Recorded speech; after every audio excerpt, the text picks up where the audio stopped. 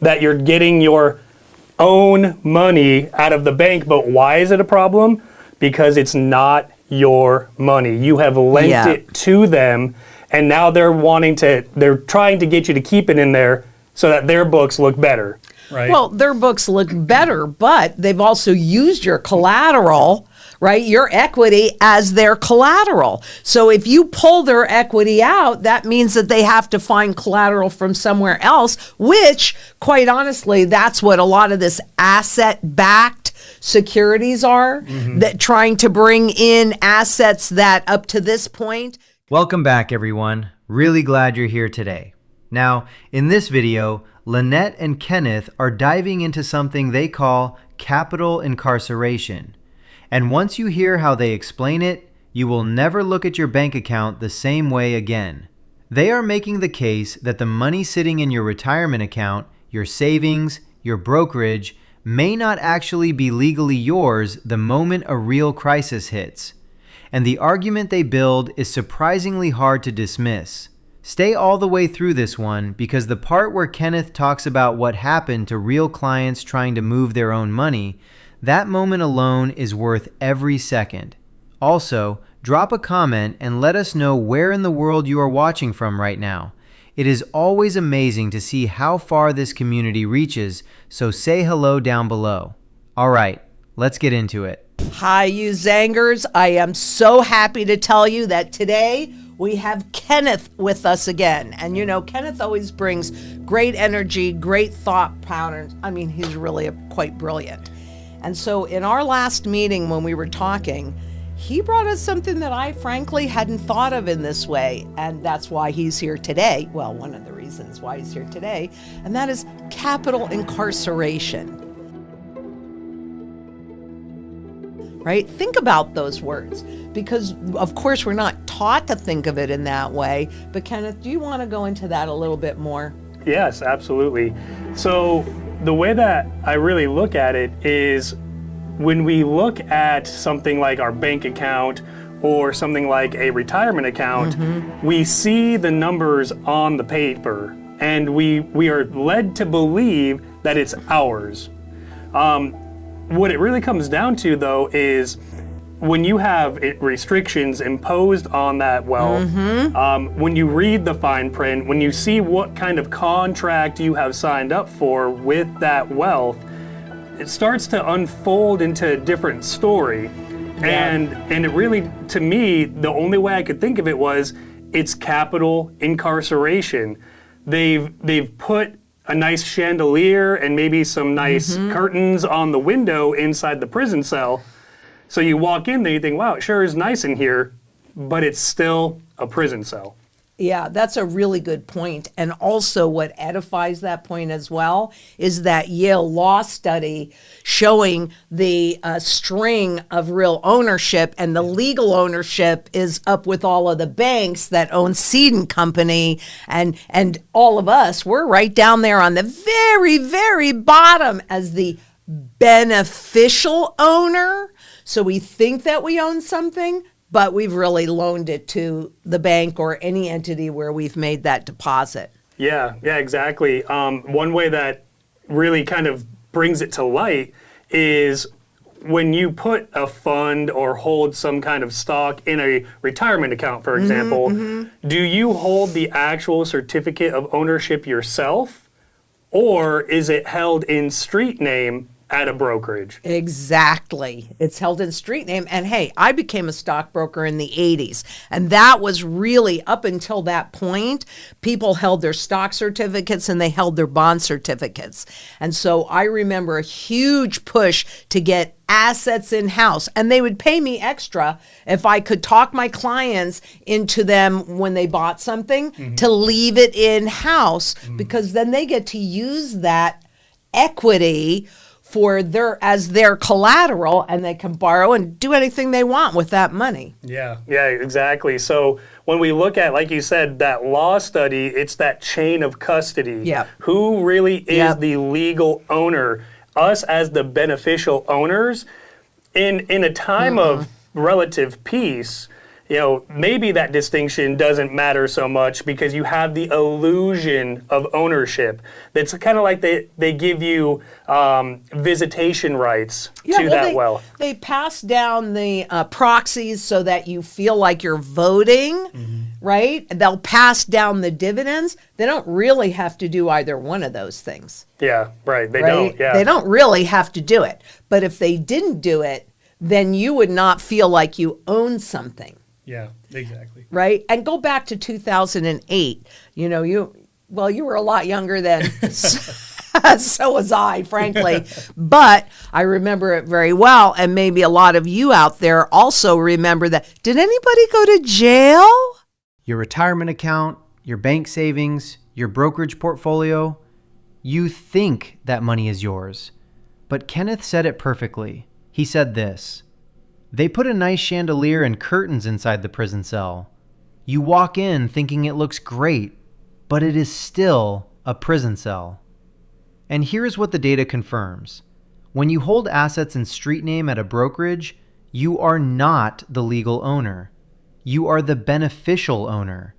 And Kenneth broke down exactly what that means in a crisis. He said this: beneficial owner is just a fancy legal term for an unsecured creditor. That is not opinion. That is contract law. The 2008 collapse proved it. Nobody went to jail because nothing was technically illegal. The system was designed exactly this way. So ask yourself, if it is not your money in a crisis, whose money is it? That you're getting your own money out of the bank, but why is it a problem? Because it's not your money. You have lent it to them, and now they're trying to get you to keep it in there so that their books look better. Right. Well, their books look better, but they've also used your collateral, right? Your equity as their collateral. So if you pull their equity out, that means that they have to find collateral from somewhere else, which, quite honestly, that's what a lot of this asset-backed securities are, that trying to bring in assets that up to this point completely out of the system, like physical gold, physical silver. They can't use this equity. But if they digitize it, guess what? They get to use that equity too. Oh, you're right. Yeah, and they can use it right away with the way that this new financial CBDC type system would work with instant settlement. Yep. So, instant settlement and those smart contracts right on top of everything. No human hands, no human anything in there. Nope. But so where do you see this thing headed?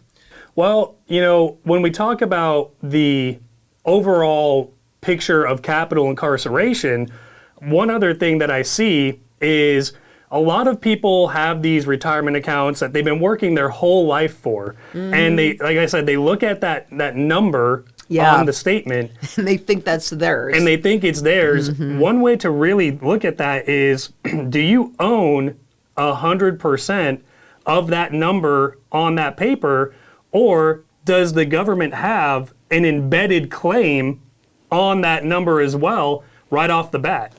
Well, they do, and corporations have that embedded claim in anything that's this because it's just a debt instrument, even though people don't realize it. Federal Reserve note, but you're right. And, I really am glad that I was born in 1954 because I got to see and experience firsthand a lot of this evolution. Right? So that's what I talk about a lot.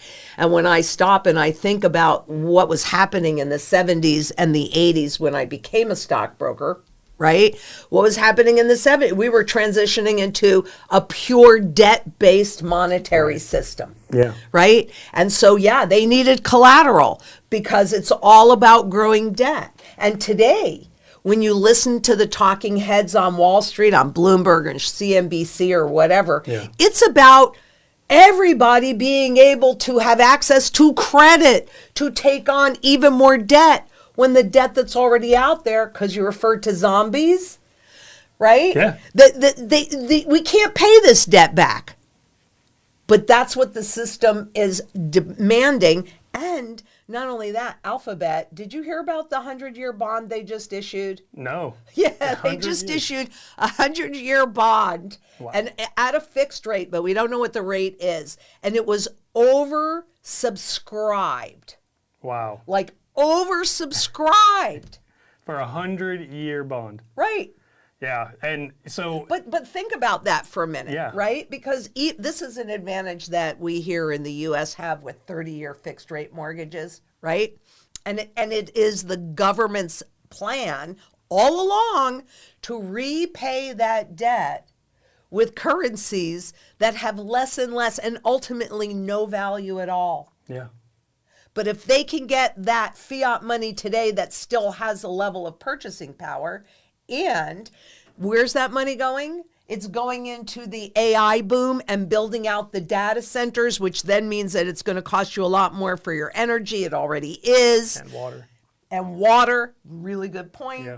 Here is where it gets deeper. Lynette made a point that most people completely miss. She said this: if they digitize your gold or silver, they get to use that equity too. Think about what that means. The moment your hard asset enters a digital system, it becomes their collateral. Kenneth then asked the question nobody wants to answer. He said this: do you actually own 100% of that number on your statement, or does the government already have an embedded claim on it? The answer is they do. Add inflation on top of taxation, and Lynette said it plainly. She said this: taxation is a form of confiscation. According to World Gold Council data, central banks added over 1,000 tons of gold in 2023 alone. They know what is coming. The debt cannot be repaid. Kenneth confirmed it himself. He said this: the system is demanding more debt that we simply cannot pay back. So the question is, are you positioned like the institutions, or are you still trusting the statement? This. Yep. This Right? is your, escape hatch. It is. Essentially out of that prison cell. I think you have said it the best way that really opened up my eyes to it is this is a once in a lifetime event. I mean, once we get off of this5at currency and we're on that digital, this is representation, but Right. And they make it look like this. Right, they try to make it seem like, oh, it's gold. Right. This is the new gold. This is the digital representation of Bitcoin. We don't need any new gold. It's not new gold. We have gold. Yes, correct. But once we're on that system, there ain't no going back. Never. No, that's why it's important to fight to get redeemable gold in the system today, because this is the best opportunity that I've ever seen, frankly. Yeah, absolutely. And just knowing, like you said, everything that's going to happen with this debt-based economy, where you've got these companies taking on more debt and they're cash light, asset heavy. Like you said, that was a pattern shift. Oh, this is huge, because when the whole debt bubble, the debt bubble has already popped. They did that in 22. Yeah. It just takes a while for it to work through the system. But I'm going to tell you, I love it. It's such an easy concept to think about, and true. Truer words have never been spoken. Our capital that we are trying to save for our future, whether it's to educate your children because you've got a small son, make sure that you've got surety. You want the key to that incarceration? Here it is. Absolutely. This is it. That's it. It's so simple, but it's so hard for some people to really. Well, because they put understand. value in this, right? This has no value. It costs if they're going to print a bill, it costs them 9.7 cents to print a $100 bill. Now, when it's all digital, it doesn't even cost that. No. And the cheaper and easier it is to make fiat money, as we've seen, the more of it gets made, the less value whatever's out there has. But gold and silver, they have value across the entire spectrum of the global economy. 33 that I could count users of physical gold, 36 physical users of silver, one here, one in these digital representations. I don't know. When you're going into a fight, what do you want? You want a penknife or do you want a bazooka? Right. Yeah, full arsenal. And yeah, I mean, I think like we always talk about, the important part is getting the strategy put in place before we see all of this start to unfold more rapidly. Yeah, but you know, I don't know, because you're on the front lines, you know, talking to clients all of the time. Yep.